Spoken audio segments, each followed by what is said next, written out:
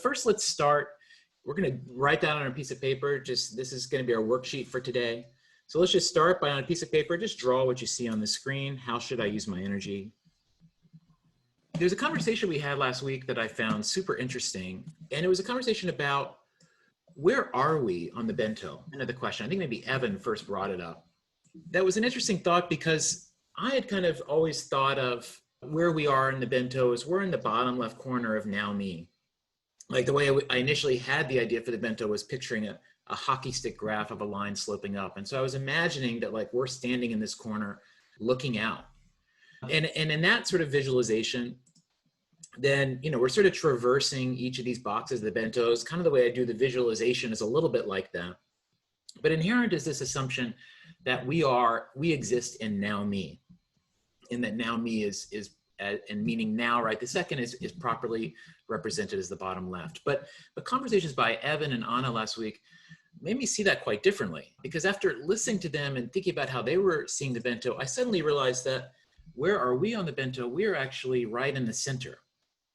And it's not that we're in the center of our world, but it's actually that the important thing to recognize is that the time of now is that sort of meridian line right in the middle of the bento, but that middle line represents now. And that the now of me and us are strangely kind of things that have already happened. They're things that we know. They're things that we can look at and see pretty clearly. That doesn't make them pleasant or easy to navigate or like easy to juggle all the different responsibilities, but we kind of know what's going on there. And so this now space, even though it's like very present, is kind of a little bit behind us. And that this future space is just this darkness that's quite scary. And I think Evan was the one who talked about sort of feeling like you're on this sort of precipice, that your now me is like on the edge of going into this future state and feeling scared, excited, all the kinds of feelings of that. But this is very interesting because it makes me think of us as, not sort of standing in this flat field, looking at this open space. It makes me think of us always standing on a precipice. I think about this very famous painting, sort of standing on this summit and looking out into this unknown. And that this is kind of the space that we're always in. And that the bento sorts us out, puts us in a specific spot on there to where this actually shows us kind of how we look around our lives. Where when we turn and face into our now me space, we could see that very clearly, looking into the now us very clearly. But when we look into the future spaces, our vision is greatly diminished. And it's just kind of splotchy what we're able to perceive. But yet, this is like the notion that we're in a fixed place, of course, is just a fallacy. It's constantly moving. This now is constantly moving. We're always balancing it on it and doing so in a way that we don't think that movement is happening. Now, thinking about this the other day, maybe think about a movie scene. I just want to show it to you very quickly. And it's a classic one. Hopefully this will work here together.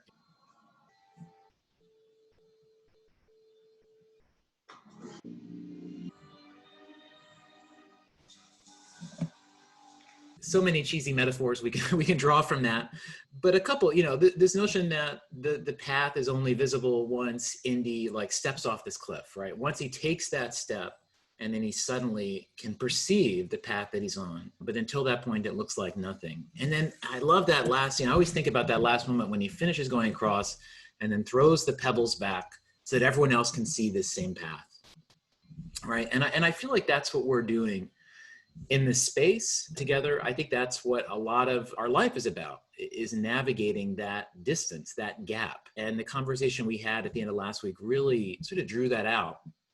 And so I'd love us to start today just by journaling a bit about that kind of leap of faith for us. If we imagine that we're Indiana Jones and we're standing there on the other side of this chasm, and this chasm is the unknown of our future. And you can either think of this as yourself as an individual or a collective future. Imagine that you were able to make that leap of faith and that you're able to take that step to see what was on the other side of that chasm. What do you think that would be? What is that force that is pulling you? What is it that you are being pulled towards? If you try to just give yourself to that and have faith in that, and just as a mental exercise here for the next minute or two, what comes out for you? And so I'm going to put a little time on the clock, and we're just going to journal together and just think about where we are now to what we imagine as this future state for us. And you could be thinking a month ahead, 3 months ahead, just the things that are happening in your life now play out to where you imagine they might go. What does that look like? And so we're just going to all take a little bit of time to journal about that.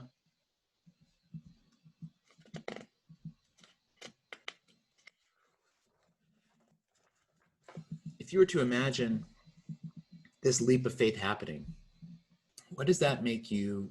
What does that do for you? What does that change for you? What's different about that person from who you are right now? Let's journal about that for just a minute.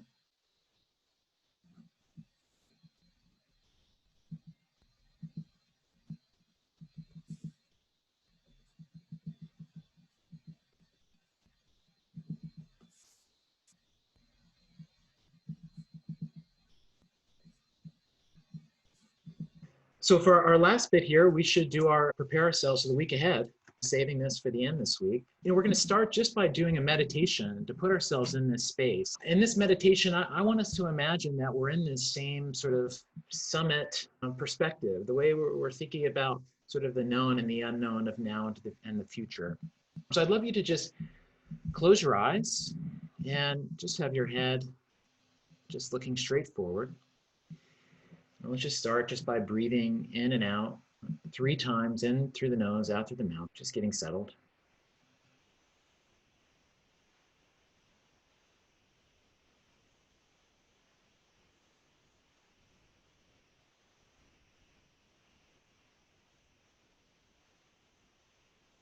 So we're standing here at a summit, and as we look around us in each direction, we can see a different dimension of who we are, of our life. And we're going to start by looking just slightly to the left, and we're looking into this space of now me.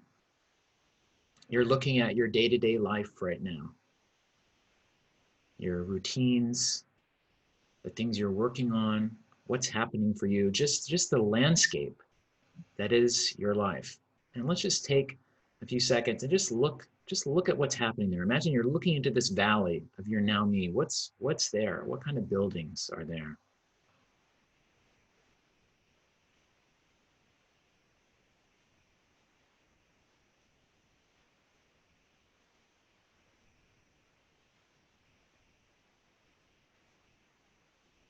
Now we slightly shift our gaze, still standing on this summit. And now we're looking into another valley, now lifting your head up slightly and looking to the left. Here we're looking into the valley of now us. And now us are the people that we care the most about, or our friends, our family, our coworkers. And I want you to look into this us space and imagine all those people physically together. Picture a picnic in a field, and they're all in a big blanket together. But I just want you to visualize one by one those people that are important to you and just let them register on your mind and your soul right now.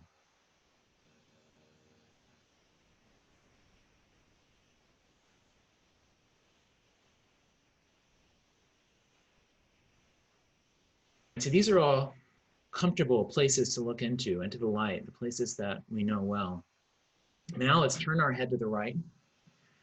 And now we're looking into this unknown. And we're first looking up and to the right, and we're looking into this unknown of future us. As Caroline just said, the world is in a very intense place. This world we look into is pretty stormy. But I just want you to visualize what do you see from your vantage point as you look into that future us? And here you're imagining yourself in the future. You're imagining that now us, the people in the picnic blanket, and you're imagining the world they're going to step into, and just try to feel that space here for just a few seconds.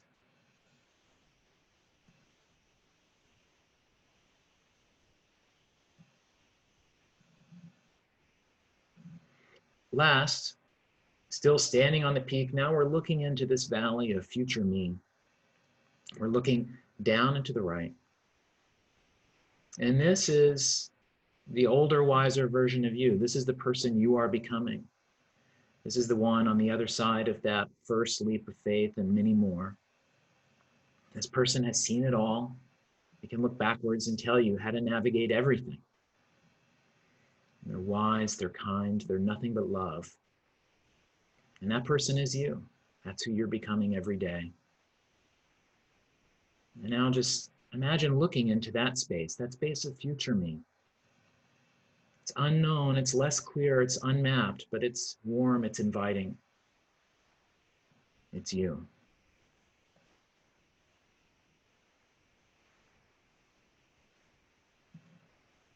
All right, once again, just center yourself, keeping your eyes still shut, looking straight ahead. I just want us to imagine we're standing on that precipice. We're feeling each of these spaces around us. They're all a part of us. Let's just feel them, feel us as the hub of these things. And just breathe 3 more times.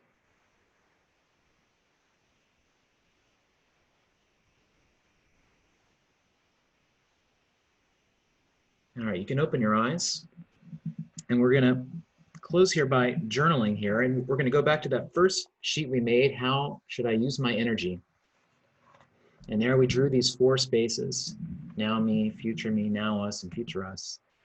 And now we're just gonna listen to what they have to say. We're gonna write down what they tell us. And as we ask this question, how should I use my energy? We're just only thinking 7 days ahead. Just thinking about this week. We're not trying to solve the world. We're not trying to make the great leap. We're just trying to do what's necessary in front of us. So let's start with now me. And in that now me box, we're just gonna take 1 minute and we're gonna write, what should we be doing in the next 7 days to fulfill what our now me needs? The basic day-to-day requirements, the work things we have to do. Let's jot those down.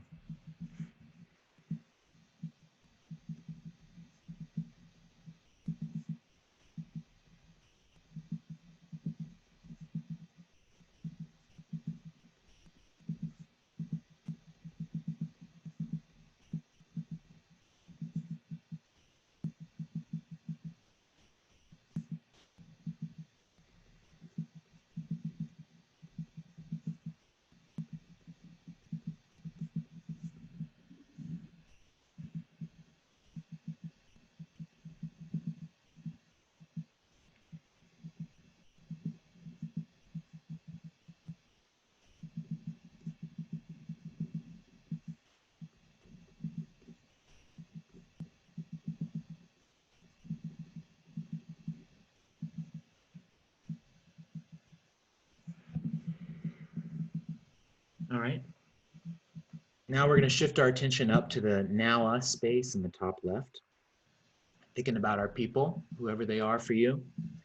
So we're going to take 1 minute and just write down, who do you need to spend time with? Who do you want to be with? Who in your us do you want to especially invest in just in this coming 7 days? Who needs love? Whose love do you need?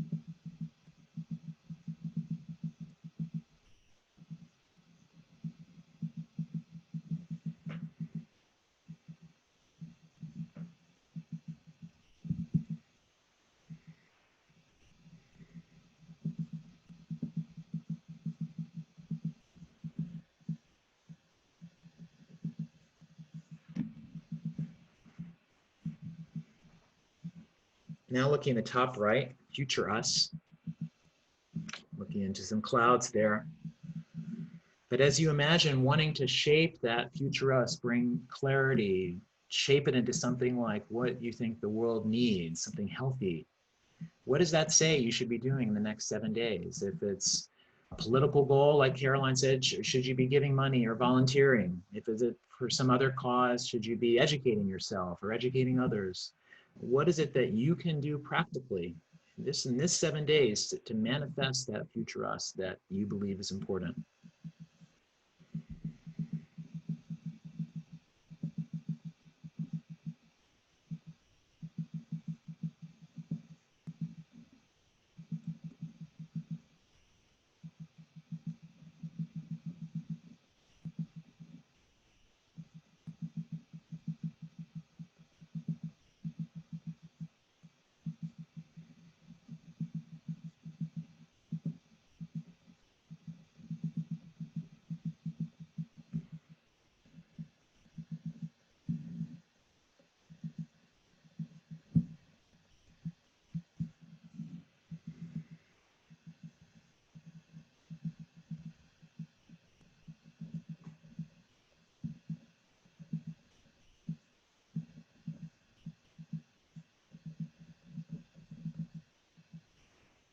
Final one, future me, that older, wiser version of you, that person that you felt their energy on the other side of that leap of faith that we've been journaling as today.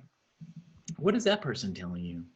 What is that voice saying the next 7 days? Are they saying to continue some rituals or habits that are super important to manifesting who you want to be? Are they whispering a mantra in your ear to not worry about certain things or to worry especially about certain things? What is it that your future me is telling you in all of its wisdom that you should be thinking about in the next 7 days?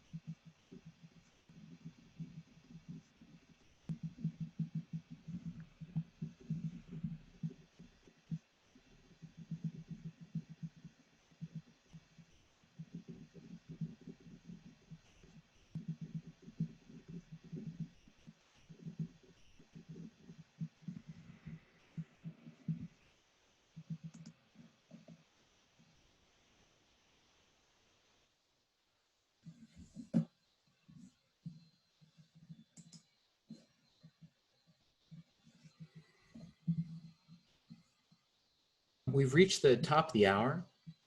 So I understand if people, the other thing I thought I would share just a little bit about, what is this larger goal here? And I just want to share just a tiny bit about that larger goal because there is one. The goal of the Bento Society and the goal of Bentoism is to redefine what the world sees as valuable and in its self-interest. And that the world is defaults to this now me perspective of the only thing that matters is what we individually want at this moment. But this has caused us to lose sight on so much more as we explore in this space. I believe very deeply that this transformation of seeing our self-interest as not just now me, but also including the future and including the other people that are around us, as simple as that is, I think that is the fundamental change that enables lots of other things to happen. And that this change begins with us individually just becoming comfortable with thinking this way, which is exactly what we're doing in this space. Learning to be comfortable with that. The second phase of this is us bringing these ideas into our communities, into our families, into our organizations, just sort of sharing, hey, I think about these things from a future me perspective, just letting people in on that kind of language. And that ultimately there's a redefinition of norms and values and even metrics that follows this line of thinking.